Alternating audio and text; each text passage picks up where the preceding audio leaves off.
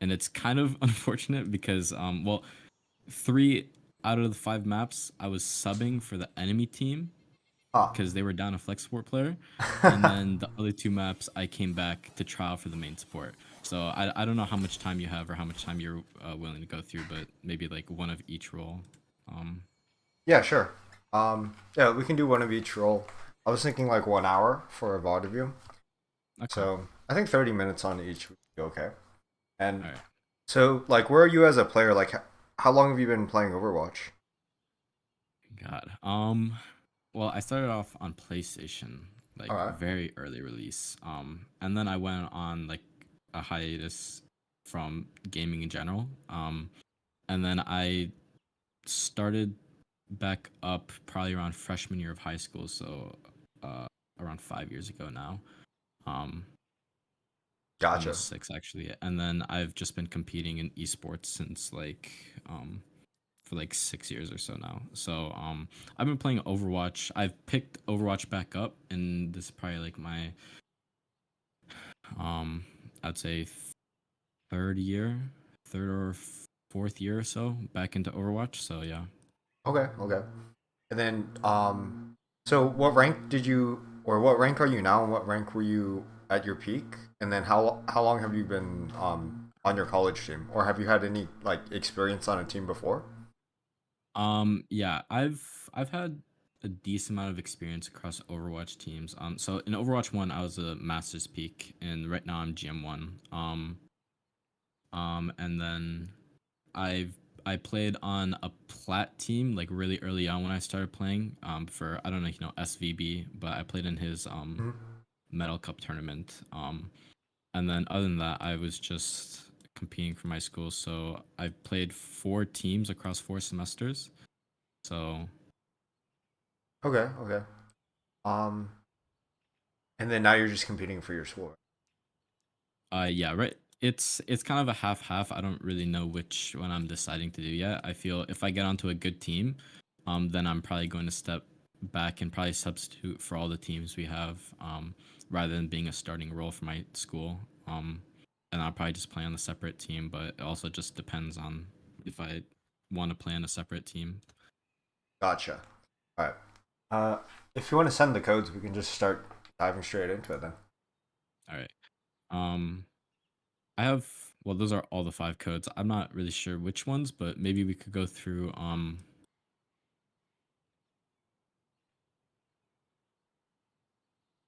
Hmm. I don't know. Nimbani was kind of just like I was struggling to find specific rotations in the mid fight. Okay. Route 66 was kind of, I guess, difficulty to position where I was, and we essentially just kind of got blown up.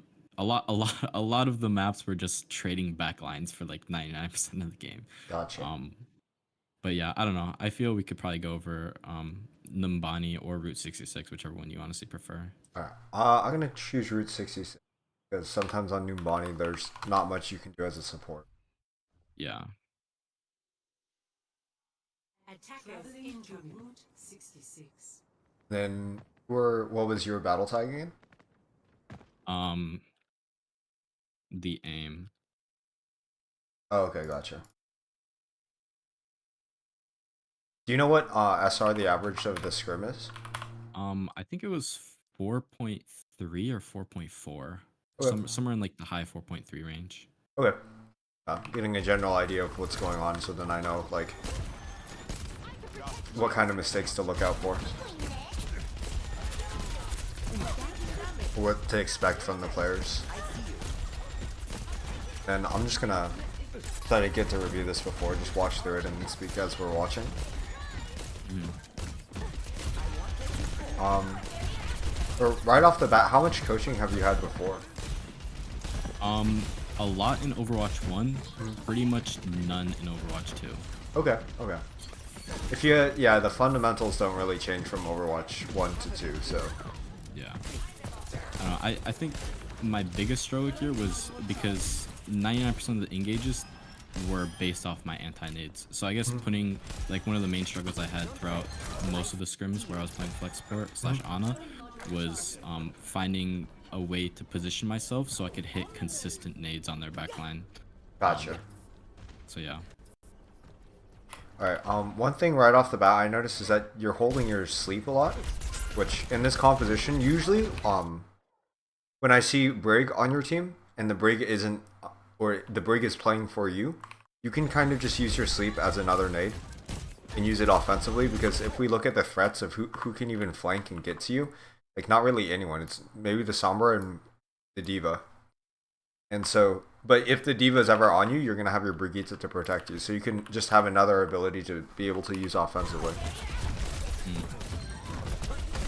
So like, you know, obviously not the same in like competitive when you don't have someone who's like really peeling for you. They know that it's their job, but in the scrim setting, since there's definitely not like really any threats, you can kind of just lob it out.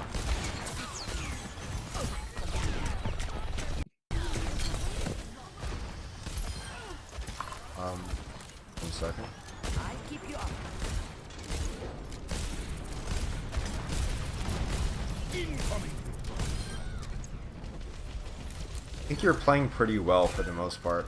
I don't really see anything right off the bat, so which is good because you're pretty mechanically sound, and it seems like you understand the win condition. I did have one quick question, which I'm not sure if this was just on my end, but at least for this scrim code, whenever I would scope into the enemy, their outlines would disappear. Is that like a competitive like setting or? I don't think so. I think that's just a bug. Okay.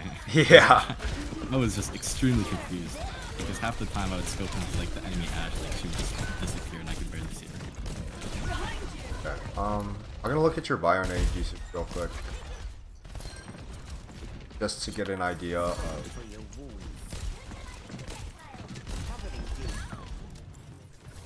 Like the mechanics, your mechanics behind the bio nades.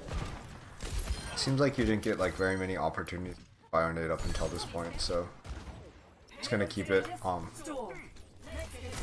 Usually, I feel like landing the bio nades is one very important thing that players do that they like. How do I phrase this? Like, to put in the hard work of understanding why you're not hitting the bio nades, you have to look at whether you're undershooting or overshooting. So now's a good time. And I'm trying to track whether you're undershooting or overshooting, or if you have like one specific habit of why you're not hitting them. But your positioning is pretty good to be able to set up to be able to hit a bio nade.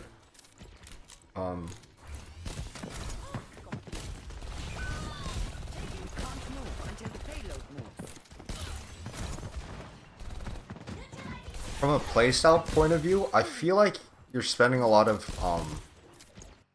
you have like a lot of downtime instead of just shooting the enemies and pumping out like damage or utility. So especially because there's like no Widow, you also have a Brig, so you're going to be pocketed on cooldown.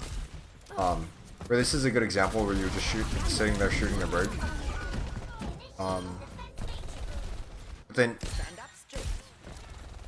I'm not sure why you guys didn't rotate to the tunnel again, and then right here there's a lot of downtime when you're just trying to get into position. Whereas you can be looking to get more damage out, or like get a sleep, or just not hiding behind corners, you know what I mean? Applying pressure.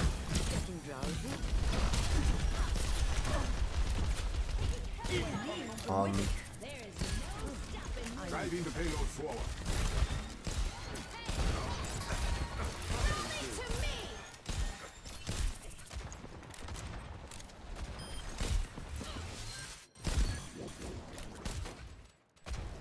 I think, well, this is my first trial in a very long time like playing competitively. I've been playing a lot of solo queue lately, so I think I haven't been used to at least to have a consistent Brig who's able to keep me up. You know, it was a pretty big transition, at least. So.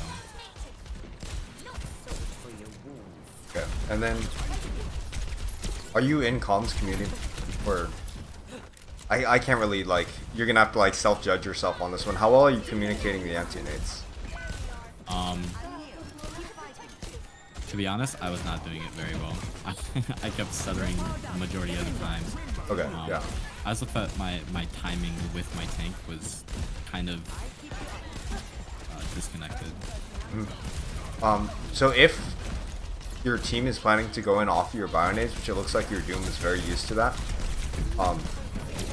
in the communication, I feel like that's the most important part, because if you get, there's this dilemma where it's like, who goes first, or who sets the tempo on a play? Is it the Bionade, is it the tank, or is it one of your DPS?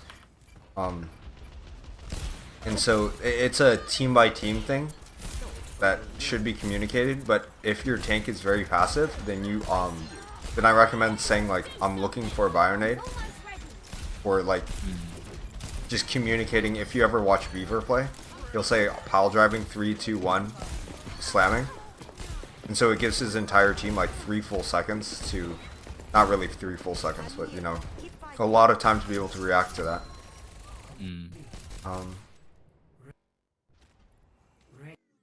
Scroll forward here. I think I'm just getting a general idea of repeated mistakes, because I don't want to nitpick on like one thing that you're only doing once.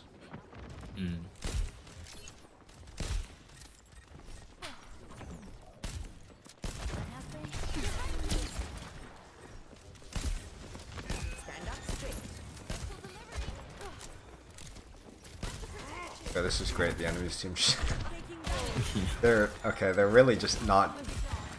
They're just charging nano. Okay. Okay. If they don't have a Curie, it's always a really good choice to anti the tank. So I noticed on this attack,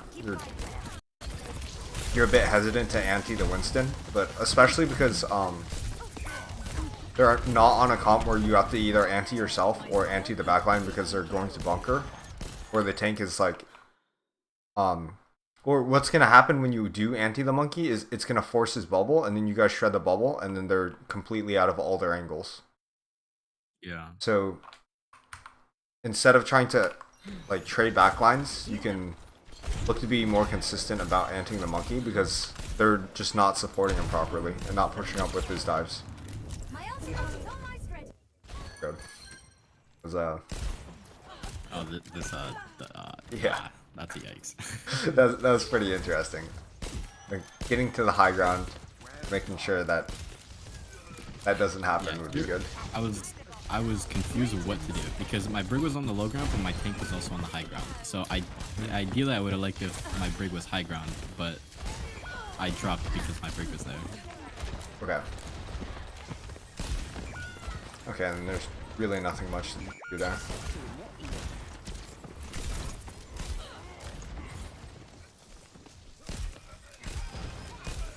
Yeah, I think again, you can still be just using your sleep on cooldown. Unless you know that the Monkey Wish in this case, he has ult. So that's the only real thing that you need to save it for, other than Bob. So those 2 ultimates. Yeah, this is not that exciting of a game. Yeah. They didn't really try rotating at all, and they're just playing off the ult rotation. And so the mid fights here are just kind of everyone's staring at each other through walls. And then, yeah. Okay, and then your break failed to keep you alive there. It was good that you held your, what is it, your sleep for the Winston, but are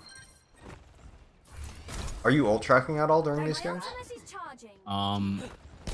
Our main support was doing that. Okay.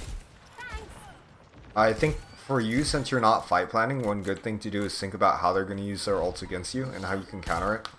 So if you know, for example, they have, like if you know they have rally, it might be better to set up over here so then you don't get rushed and you can walk back rather than setting up on this high ground where there's nowhere to back without like completely breaking LOS and having a lot of downtime.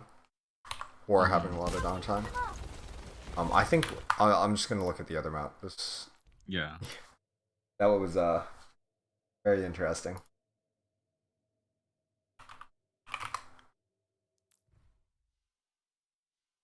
Traveling attackers to Mumbai. incoming. Defend objective A. Yeah.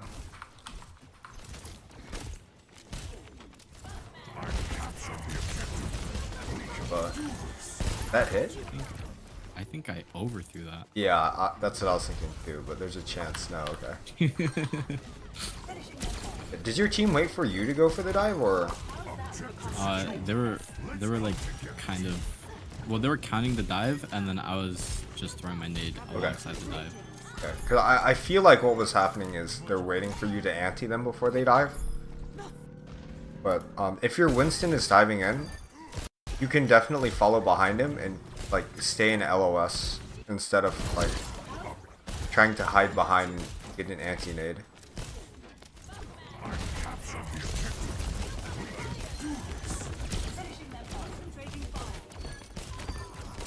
Okay. I see you got bubbled by a monkey, so that's why you didn't push forward to try to get the anti-nade.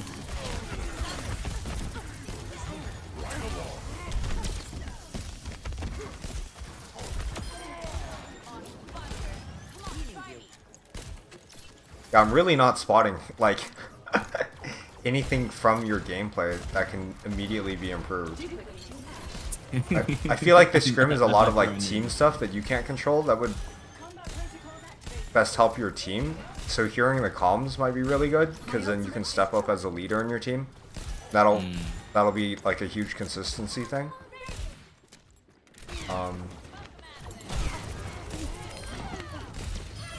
Because I feel like I can recommend going to the high grounds and like watch rotations, but you already know it and that you just don't have the opportunities to.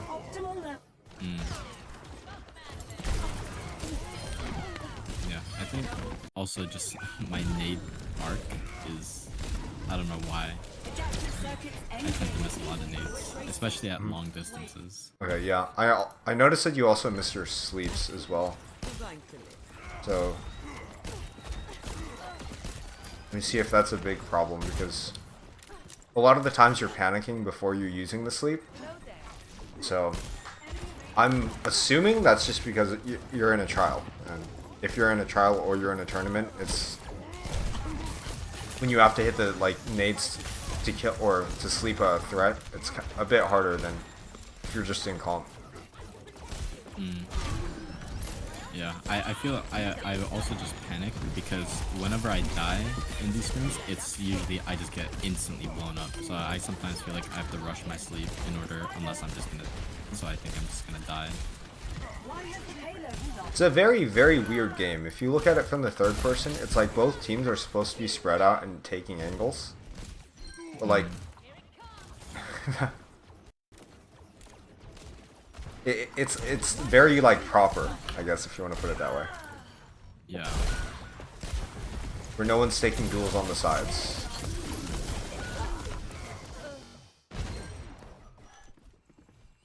I guess we can just go over macros so then we can actually make use of this time, because I'm just looking through this replay and it's like the engagements being chosen really don't allow for much to happen. Yeah, like yeah, the initiation was just like, is there someone fight planning this, or is this just happening in the neutral, do you know? It was kind of half and half. There were sometimes hard like shot calls or like fight plans, like this is what we're gonna do, but for the most part it was just like what ults we're gonna use, and that was about it. Just ult planning rather than just fight planning. But Okay.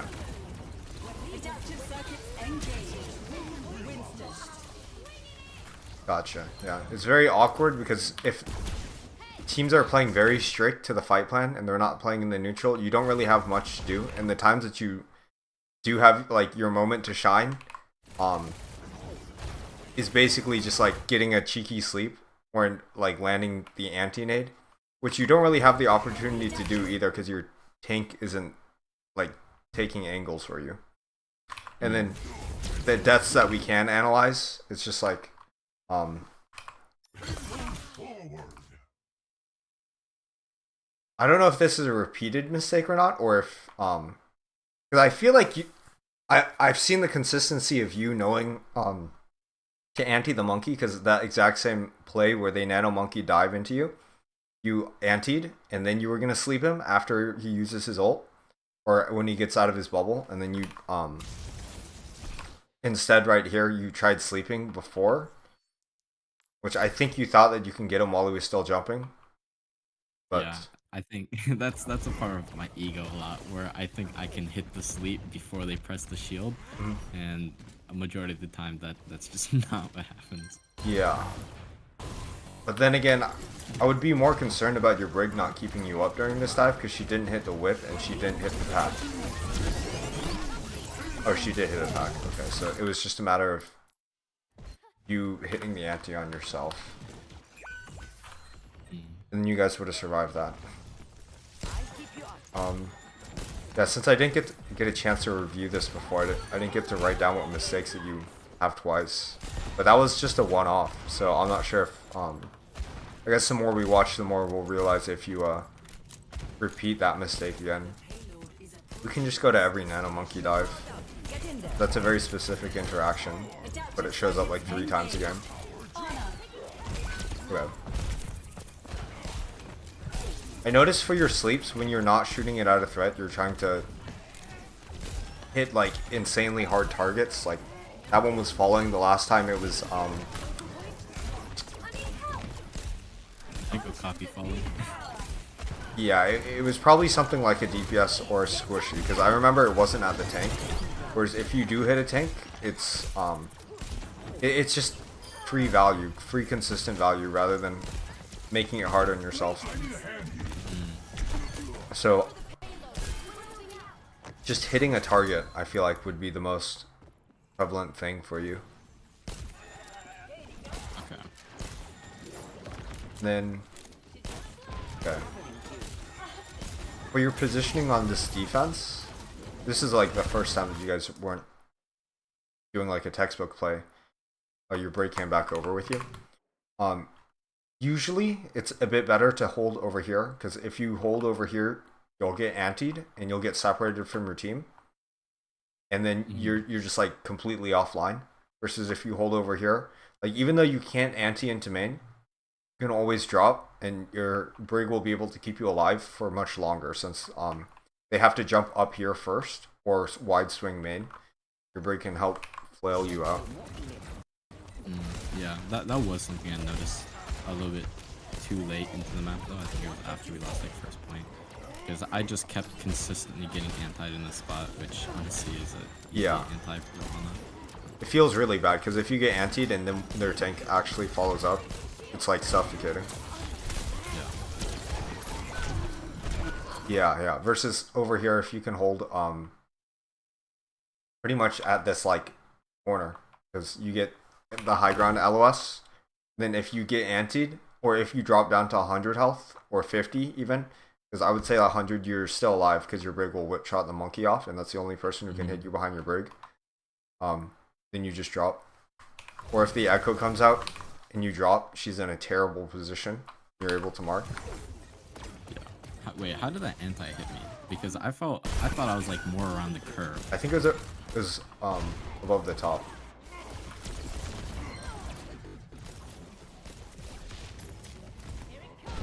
Yeah, it hit from the top. Okay.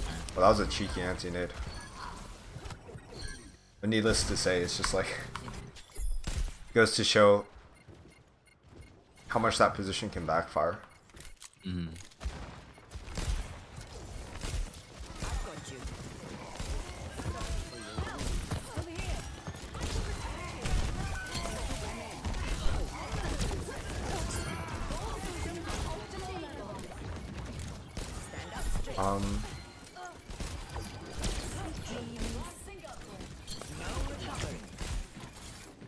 I feel like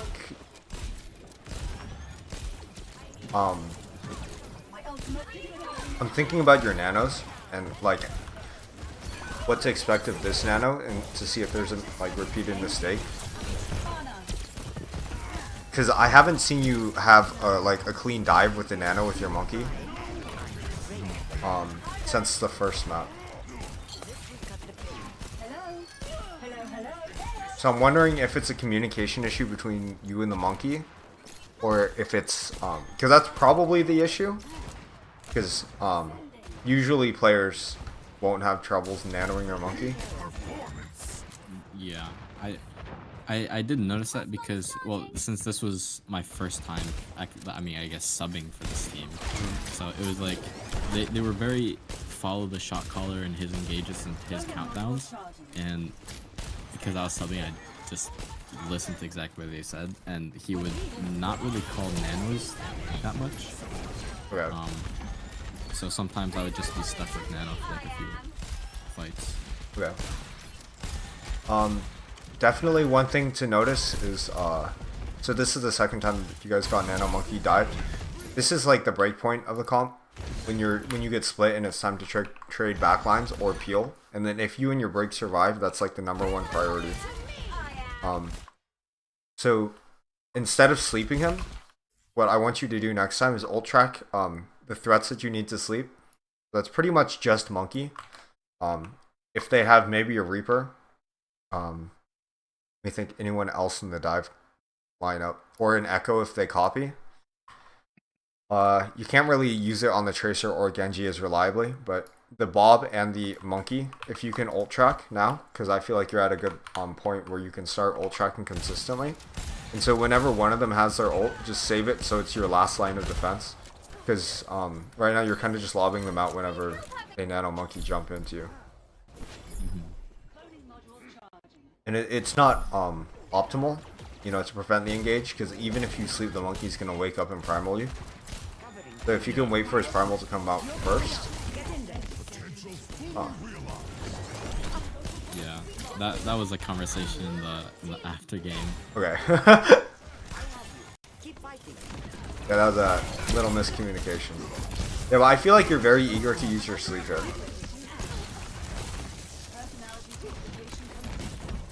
Yeah, even if I did hit the sleep, nothing really gets accomplished. Yeah, it might be like a transition from comp to scrim setting. I noticed that there's a lot of habits that need to be reset from comp when you get into scrims for a lot of players, because they're like in a comp mentality. But one of these would be play more confident unless you're about to get antied. So you can definitely like walk up to the bubble and be shooting the bubble and try to like force a Winston out, because you won't be helpless and you have the help of your break. And unless he's getting follow up or you got antied, like follow up from a DPS like the Echo, because it was like 2 times now that the monkey kind of just jumped in by himself. If you just walk up to him and just deal damage and even better anti him, either or after he puts his bubble down, if you don't get antied, or right as he gets onto you, which is a bit harder because he's gonna bubble, it'll pressure him out and it'll give you a lot more space, and so then you can actually use your sleep dart. Yeah, I've been so used to and stuck in like the your own win condition in solo queue that it's especially most of the teams I've played on weren't very high skill level, so it would be very difficult to put my trust into like my brig or like a different support. So it's a big, yeah, it is a pretty big transition. Yeah, if you do have a brig, that's your sole responsibility. And so instead of like blaming it on yourself that you're dying all the time, if you look back at your break in a VOD or like just right after the game and she's not doing her job properly, then it's going to like impact your ability to have output. Thank you.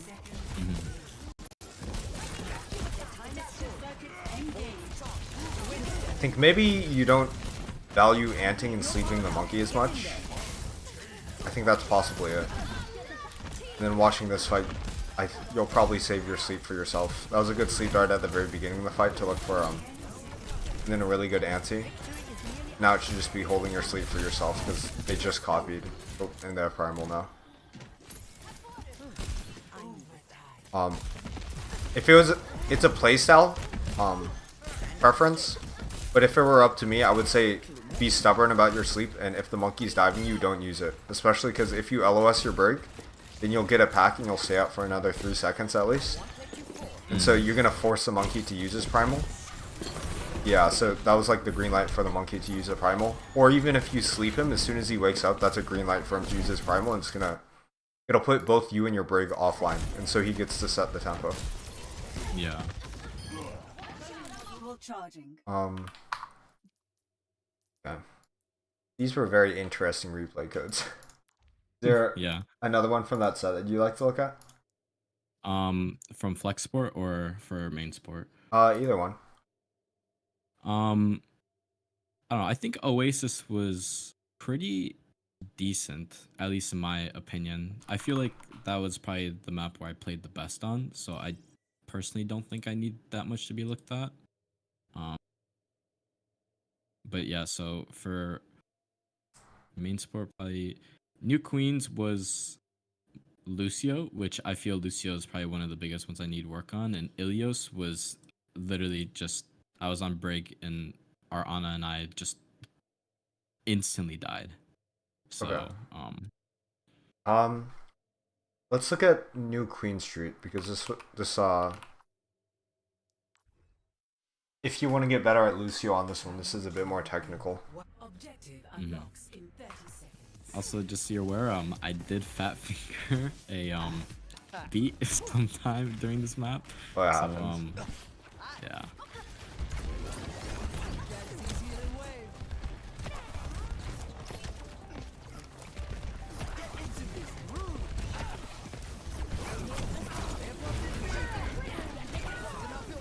Okay.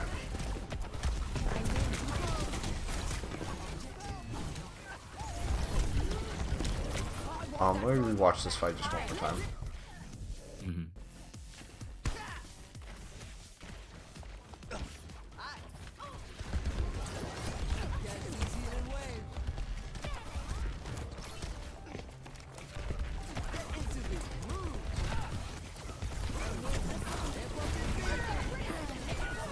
Okay, one thing I'm gonna say is I feel like you're playing a lot for your queen. Which would be good if she's a Reinhardt. Or a Ramatra, maybe even. I'd love to see you off-angling a little bit more.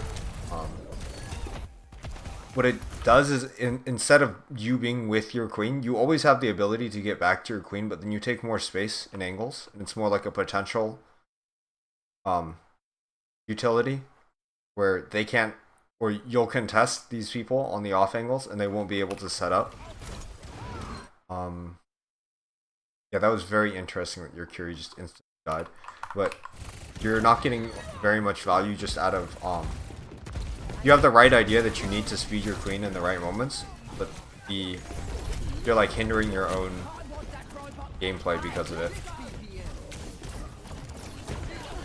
Like if we look at this fight, if we just look at the stats here, you have damage dealt of 165 when you could have definitely had like near 300. So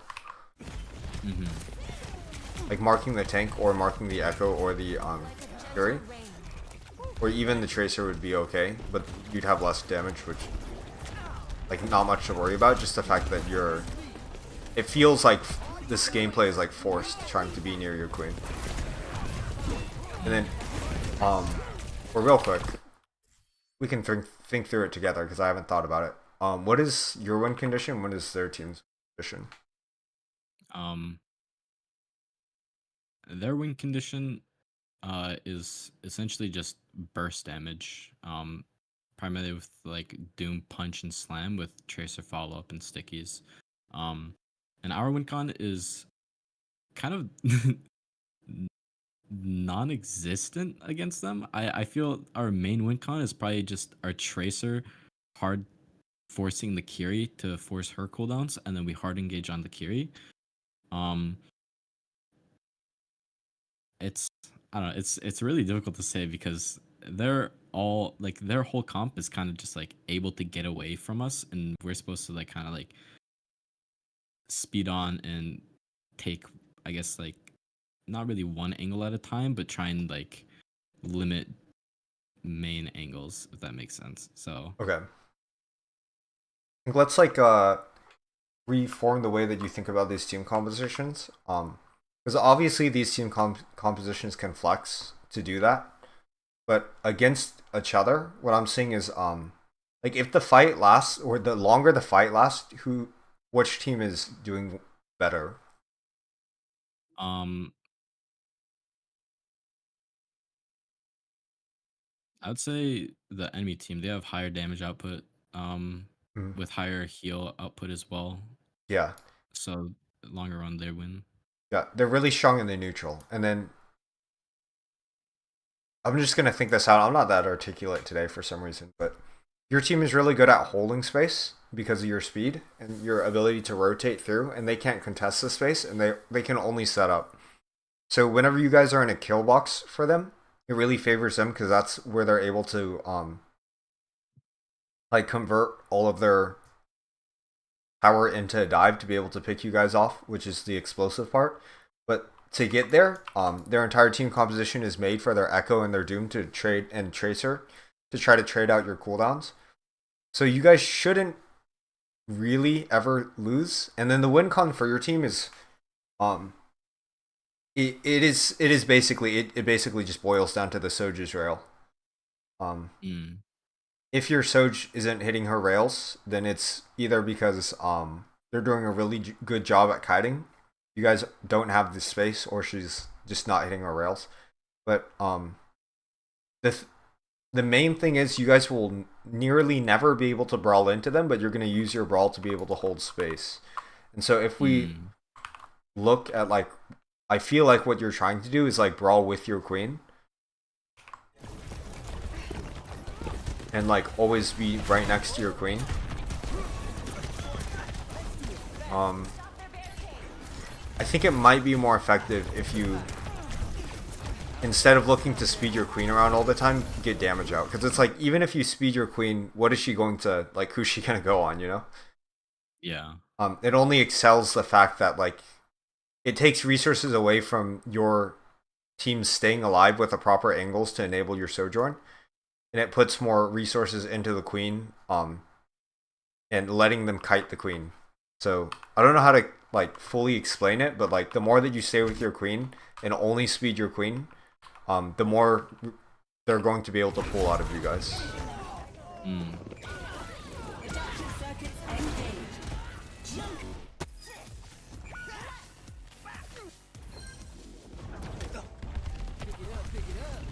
So one really important thing I think in the mid fights here, like if we go back to the very first fight, would be having a strong neutral and not going into the kill boxes. Where if we look at like what happened in the first fight,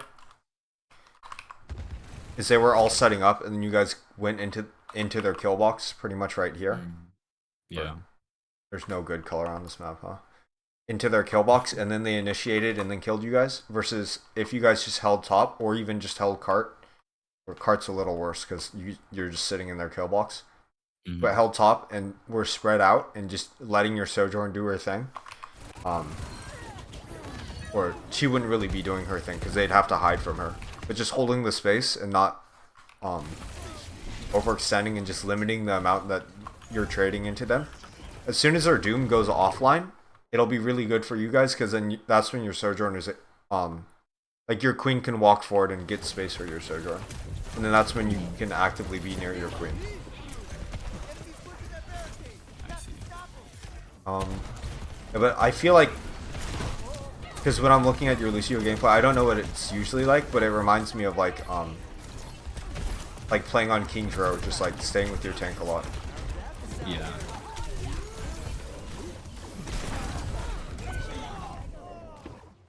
Okay. Then I'm gonna look at the mechanics a little.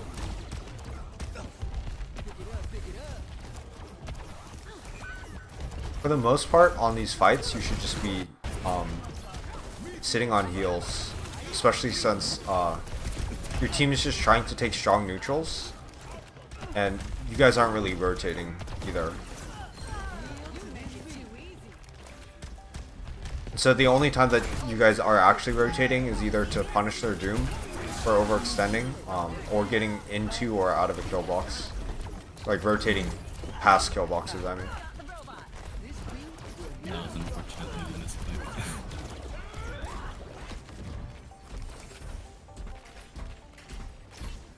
Yeah, I think that was one of the main things that I struggle with Lucio is just like my amp usage, and also the usage between heal and speed aura, especially with the J Queen.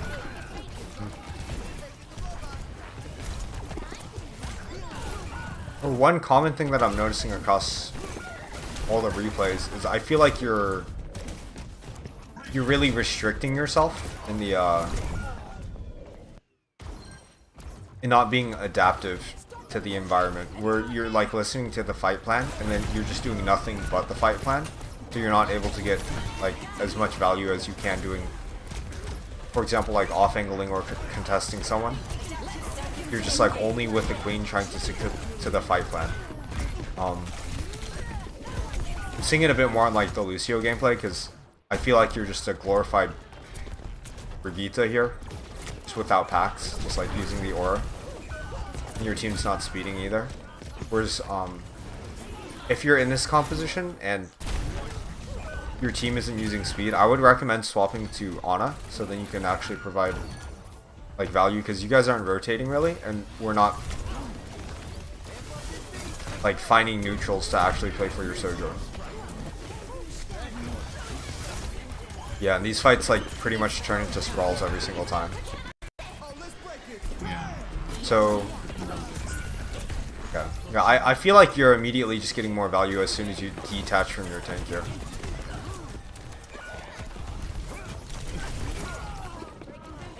That might be like a recurring thing from all the games, where you can still get value and use your cooldowns in other ways and be flexible from a fight plan. Instead of, it feels like a dystopia where you're like, you have to do one specific thing, and so you're like not letting yourself flow naturally.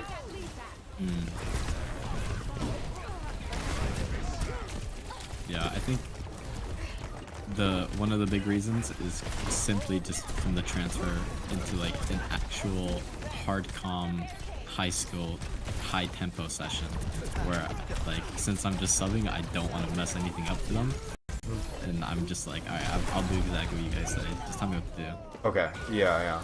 I think there is some good to that, but then there's a bit more bad, because it's like if you just try to force everything that the fight planner calls, you'll eventually get to the point where your team comp is just not adaptable at all.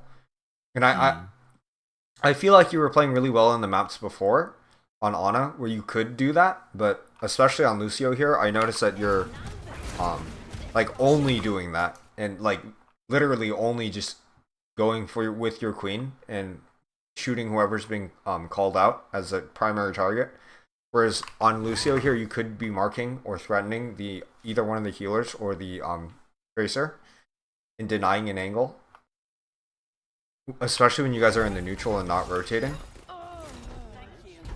Let me see if there's like something else that I can find that'll help you out more directly.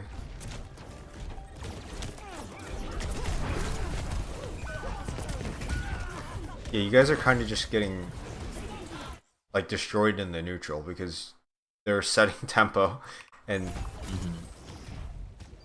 just don't have time to set up for your Sojourn.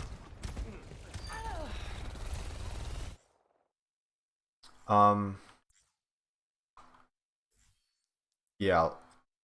So going back to like, I'm gonna give you like a couple of examples of.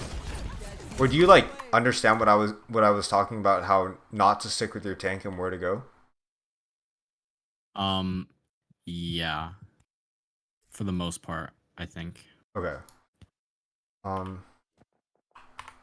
very weird scrim where it's just like a lot of the mistakes that you're doing are forced because your team is all following a very specific plan that might or might not be good.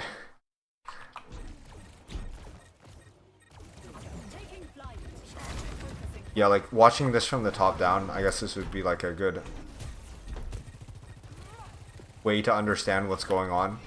It's like they immediately kite your rush, and then from here it's just all downhill because you guys have 0 cooldowns. And if you're, I mean, I'm not saying undermine your fight planner because it's very important to play together as a team, but maybe it's like a bad fight plan. So, well, I know it is a bad fight plan because they're not playing to the strength of your composition. Yeah. Let's just look at the next code then. Ilias. You said your backline was getting blown up. We can determine whether or not you're making the same mistakes. Now arriving Or were you on break this time? Yeah, I was on break. I think one of it might be I was playing far forward and then right in front of my Ana, and she would just get blown up in the back. Okay. This is very weird. No one is marking. There's 4 people on you guys. So I wonder what's going on over here. And then your Ashe is also in the midst of it. Very interesting. Okay. Yeah, one thing I would say is perhaps you didn't adjust from playing Lucio, because you were playing in the open there, and I noticed that when you backed up, like when you knew that they were coming in, you didn't back up to the corner. So let me see if that's something that's gonna happen a lot.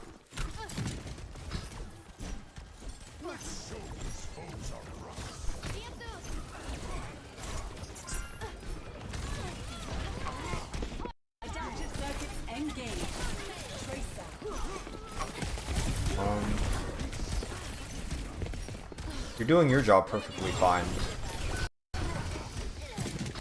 Yeah, let's go to the next fight. That fight was...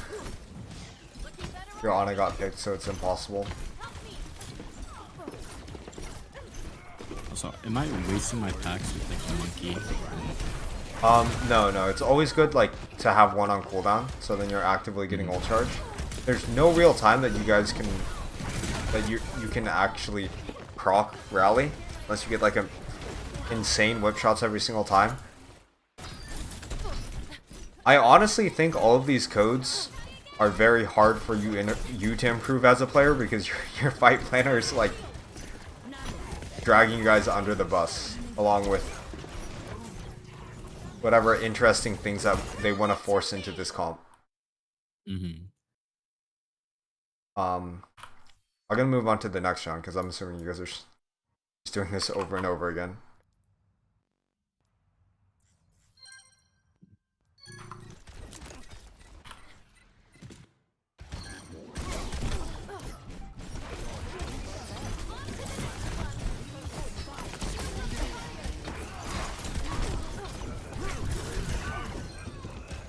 Okay.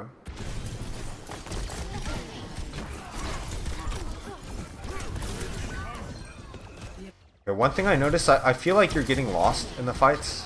Because the last time you died, you also didn't know where the DPS were. Yeah, that was a very reoccurring issue that I came across in a lot of these scrims because I was not very used to the incredibly high tempo in these scrims. So I feel like a lot of the time it was more specifically on Brig where I would just completely get lost at what was happening. Okay. One thing I want to say for you, because when you're on main support, you're supposed to be the most aware player on the team, or at least gather the most info to be able to have a good oversight of what's going on. Instead of flailing, use your third person, like hug a wall with your shield, like right here, and you'll be able to use your third person to like peek around. And even better if you can ping where they are, because that way you don't have to buffer every single threat or every single enemy in your mind. You can just ping the Doom or ping the Echo and then look for the others. That is one thing that I've been utilizing, especially because I feel like pings are pretty underrated, even though, like they're still underrated because just the amount of info that it provides to you and your team. Yeah. But I noticed that a lot of these engages, you're really not ready to be able to help other people and yourself because you just don't know where the enemies are coming from. And so if you can incorporate just holding right click and gathering info, like even on the high ground up here, like for example, I'm assuming you guys are going to rotate to the high ground. When you get to the high ground, instead of peeking out with your Ana, just look for one flail, and as soon as, or even before you get the flail, just hold third person around a corner. Like you can hold third person right here. To try to look over this way to see if there's anyone over here on the ledge, or to figure out where the rest of their team is. / listen for a tracer. And then only get a whip shot. And that's like all that you're concerned with getting. And then you're going just straight back to shielding. So yeah, like right here, just start shielding or look at your Ana and shield. Whereas I feel like you're prioritizing damage.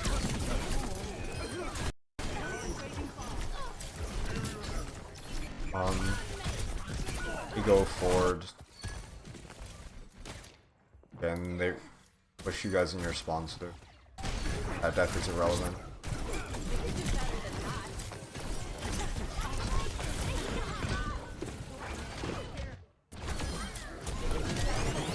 Yeah, at like what health do you think like that you just have to hold shield for yourself?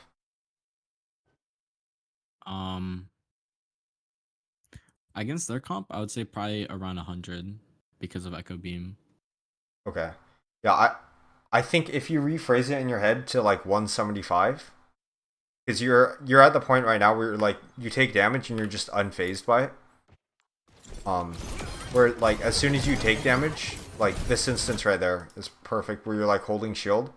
I would say like unless you need to get rally out, or to get upticks on your inspire, just get your inspire, heal your Ana, and prioritize using your shield and just staying alive. Because like if you die while you still have shield active, it's really unoptimal. Unless like, you know, you're facing like a Reinhardt or something that can burn through the shield. But most of the time I notice that you're dying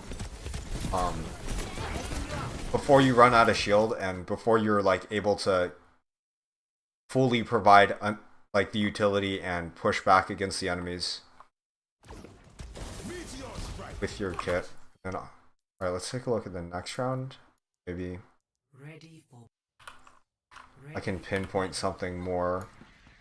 Oh, this was, we were sitting inside of a kill box the whole entire map.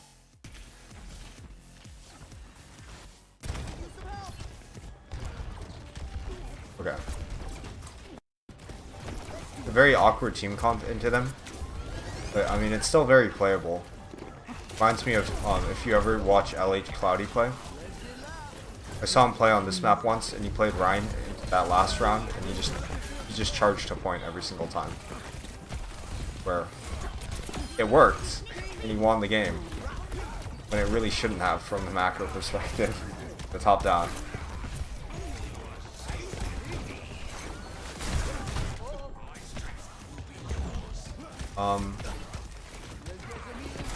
Say the only thing, I haven't seen you like look for the tracer at all.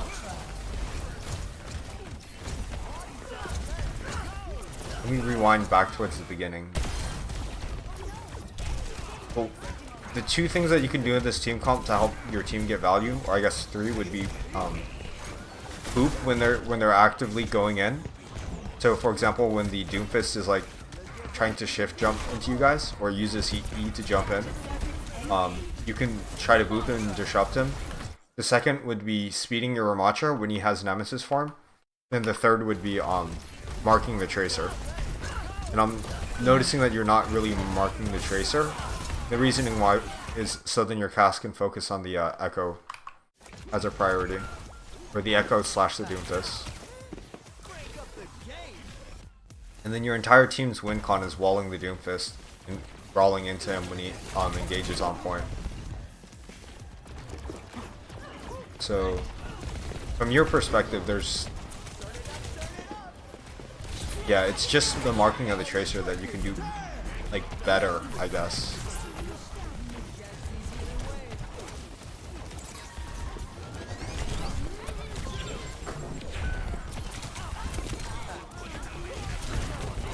Yeah, I feel based off of watching this, I'm only really looking at her when she's pressuring, when I should look at her before she starts pressuring. Yeah.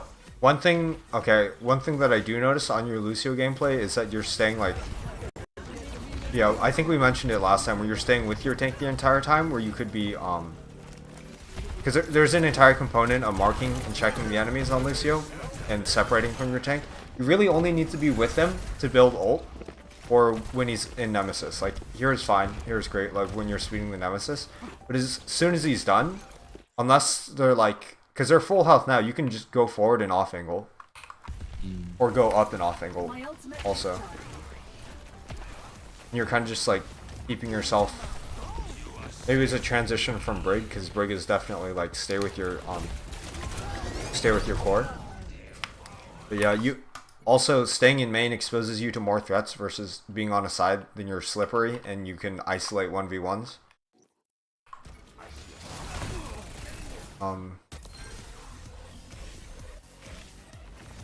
Other than that, I feel like this is another instance where your team's plan really suffocated you and you couldn't really do very much. They had the right idea, but they had a really poor execution because they never actually got their win con online. So you can't really do much if you're like hinged on your Mei and your Ram actually filling the Doom.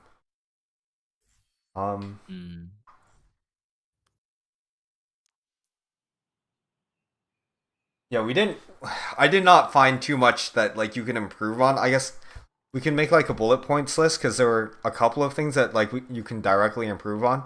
But for an hour, that was definitely like there was a lot of your team suffocating you and you having to deal with your fight planner. So I don't think these were like the best codes to look at. Should I try and find like a comp code or like a game or something like that for a different time?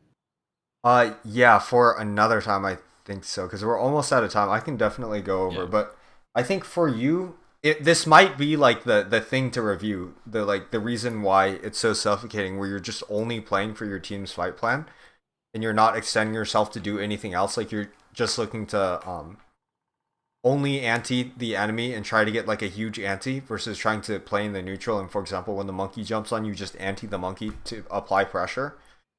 I'd say the majority of it is like you're like hindering your value by not applying pressure and not doing things apart from what they want in the fight plan. For example, like you're just waiting to speed your Ramattra and that's all you're doing on Lucio, or just waiting to speed your Queen. On the Brig, I think it was a more of an awareness issue where you were trying to, or where you weren't holding shield enough to get as much information, and you were prioritizing damage, which I think was like, it's like jumping. If you're on, like for example on Ana, if you're jumping all the time, then you won't be able to heal your team. If you're trying to deal damage all the time, then you won't be able to like have the awareness. Though to be fair, that was like a really hard comp to play into. Otherwise, I think for your Ana, definitely anti-nade before. Look to anti-nade the monkey and throw your sleep darts out in the neutral, especially when you have a Brig. And even if you don't have a Brig, if you have a strong neutral like high ground or are decently far away from them and they don't have a threat and you don't have anyone to peel for you, then that's the time that you have to save your sleep. But if you can get to the point where you ult track and you identify your threats and then you know that you have to save your sleep for that specific threat, you can just lob your sleep out otherwise and get a lot of utility like that because it'll get a pick or apply pressure. Do you have any questions or other things that you wanted to go over? I don't know. I guess it was mainly resolved kind of with playing more off angles and being more aware, because I think that was definitely like my number one issue that I had throughout this whole entire trial slash scrim where I would just have severe awareness issues, and everything would happen so fast, and it would be difficult for me to fully like comprehend exactly what was happening. So yeah, I think that was just like the main thing. I think on the bright side, at least, you're doing a lot of the mechanical and like fundamental idea of where to play and what your job is in the comps really well. So that's really good that you don't have to improve on that. Um, Also, I guess if you want to step up and be a leader, and if you know that your fight plan is bad and it's like suffocating you, or at least communicate that to your team, because a lot of these fights, there are like definitely things that your team just they're really like forcing their head into a wall, and you and your main support are the two people who would immediately see that it's not working. So if you need to call like a comp change or need to call like in between rounds, like what's going wrong to your team, because it's like directly impacting your gameplay and you can't really do anything else other than look for a 3-man anti, or like on Lucio, speed your ram into a Doomfist that isn't going to die. um, that'll help you out a little, because there are a lot of factors that aren't in your control that are hindering how much you can do. Okay. um, yeah, I didn't really find too